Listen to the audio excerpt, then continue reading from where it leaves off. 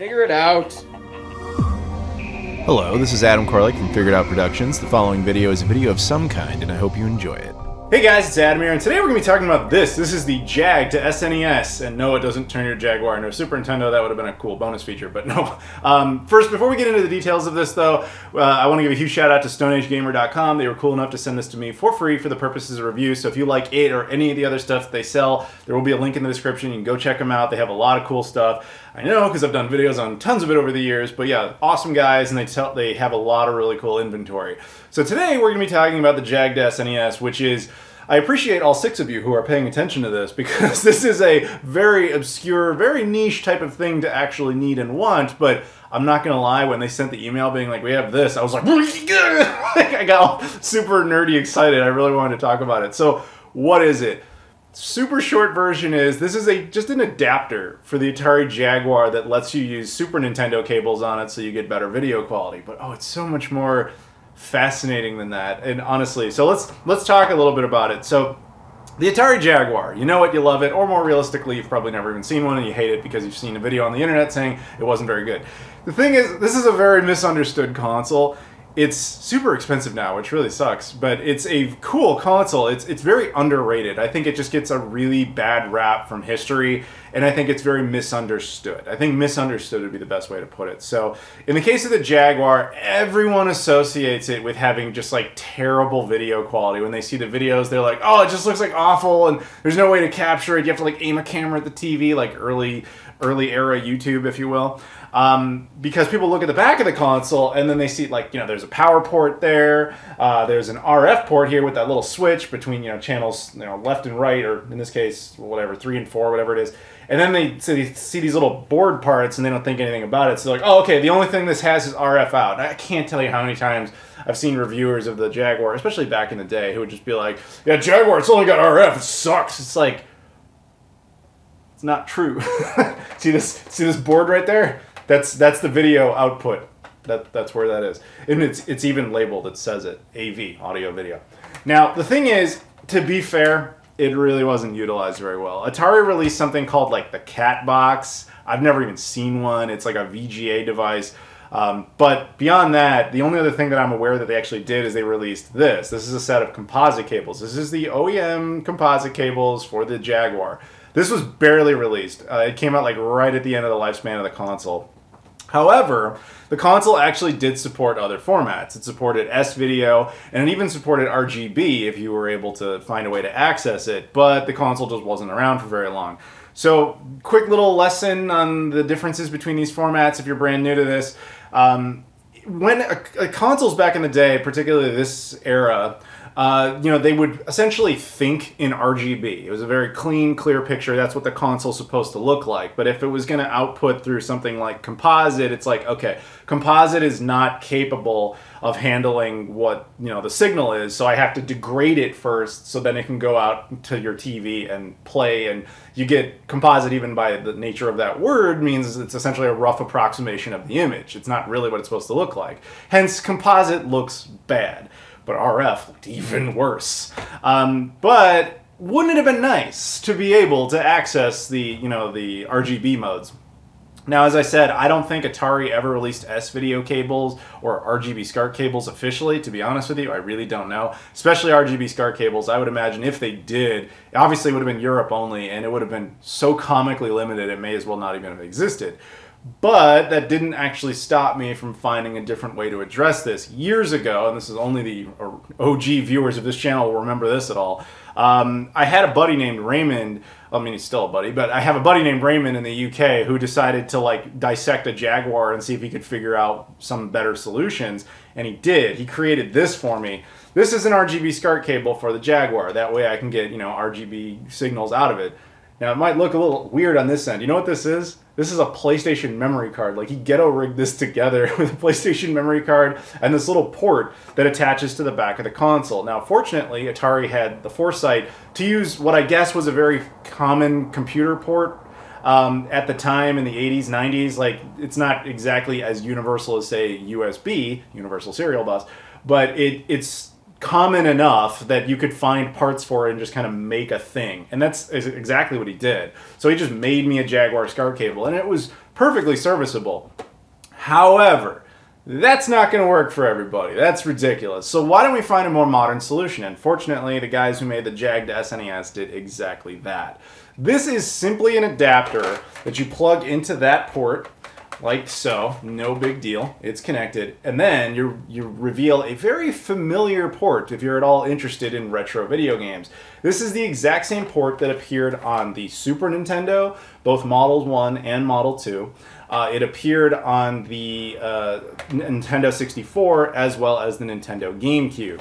Now, side story here, I think the reason they called it Jag2SNES in particular, as opposed to the other ones, or Jag to Nintendo, if you will, was that the SNES Model 1 supported Composite, S-Video, and RGB. Model 2, the Junior, didn't, unfortunately. The N64 only supported Composite and S-Video, and the GameCube only supported Composite and S-Video through that port, unless you were in Europe, then you got all three. But, yeah, so the SNES was the most versatile. Point is, once you have this, you can, if you got old Nintendo, Super Nintendo, or N64 or GameCube, composite cables laying around, congratulations. You can now use them on the Jaguar. Or if you're like, hey man, I actually have some S-Video cables laying around. I like these. It was a big upgrade for my N64. Well, guess what? Those work now on your Jaguar. Or, again, if you have RGB SCART cables, be it unofficial ones or official ones for specifically for the Super Nintendo, or if you have an RGB modded, N64, or again, if you're in Europe, well, guess what? Those will work too. But we can take it one step further. You know what these are? These are the HD RetroVision component cables. These are fantastic. These are designed specifically for the Super Nintendo, but again, will also work on the other Nintendo platforms, provided they have RGB capabilities, but they do happen to work with this adapter. And as a result, you can get the cleanest, clearest, best signal you have ever seen out of the Atari Jaguar. Because it's highly unlikely that I think HD RetroVision themselves will ever bother to make a set of Atari Jaguar cables. So this really kind of solves that problem, and then you don't have to buy a second set of cables, which is nice. So let's, I think what we should do at this point is take a look at it. Now, to keep this as fair as possible, what I wanted to do originally was just show you some footage, but I think it would be kind of nice, since I actually have some of this stuff, to actually compare stuff. So we're going to take a look at some footage. Boom! The first thing you're seeing here, you have footage of the Atari Jaguar official composite cables on one side, and then you have the Nintendo composite cables running with the Jag2SNES versus each other. That's as fair as you can possibly be about a comparison, because I don't have an ability to capture RF, and why would you want to? But at the same time, in all honesty, this is not how I would actually recommend running the Jaguar. This is just, hey, I've got the cables, I'll just show you what they run like. And if you're that guy out there who actually has a Jaguar and you've been using it with RF for years and you want an upgrade, and you just happen to have composite cables for the SNES laying around, you could do this. I just wouldn't recommend it. It would be an upgrade, but not really a sufficient one. But there you go. I mean, honestly, the difference between the two is essentially non-existent, because the Jag2SNES does a very good job. So let's move on to the S-Video format. Now, this would be better. Now, you're only seeing one because, as I said, you don't have any way to really compare it to the official version of the Atari Jaguar. But yeah, so just running through S-Video, all that really happens at this point is that Composite is, an approximation, and as is S-Video, but at least S-Video separates the contrast from the colors, resulting in a sharper picture. So this is better than what you just saw, but still, honestly, not how I would actually recommend it. So what we're going to do now is skip ahead to what I would recommend, which is the HD RetroVision cables. And again, this is essentially exactly the same as the SCART cables. It's just that, frankly, these are newer, they're more reliable, and honestly, I think particularly if you're in the US, this would be more likely the route you would want to go. And so therefore, this is, the picture quality you would get. But keep in mind that most high-definition televisions would not support the Atari Jaguar's resolution through composite cables. This is really meant for either if you have a CRT that supports component input. I meant component when I said composite there. You would either have to support low resolutions on a CRT, or you need something like a RetroTink or a FrameMeister to adapt the signal for a modern television. I happen to have that, so that's not a problem for me. But do keep in mind, if you're going to buy HD RetroVision component cables, plus you're going to buy the Jag to SNES, and you're like, I'm going to just plug that into my modern TV, that won't work natively, most likely. You would need something else. So point is, you got options. It's up to you, but they're all good. They're definitely an improvement over the stock, you know, terrible RF. I just think it's sad because the Jaguar has, as you just saw, actually offers a very clean picture, but everyone thinks of it as this like distorted nightmare because everybody's only ever really seen it in RF, except for like super nerds like me and probably Crush Your Bad 64. I guarantee you're watching this video, which, by the way, dude, get this if you didn't think to do it already.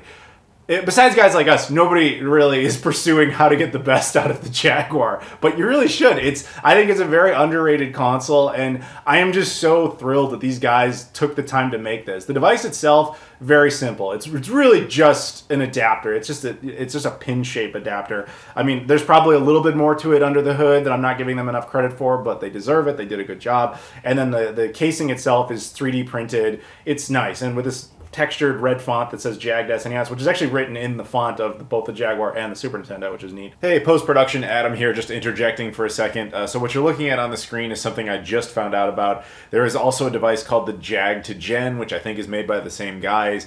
Same exact concept, it's just that it uses the Sega Genesis Model 2 port, which is cool. You know, that means you would have access to the HD RetroVision cables, SCART cables, as well as Genesis. There was no Genesis S-Video version of that particular cable.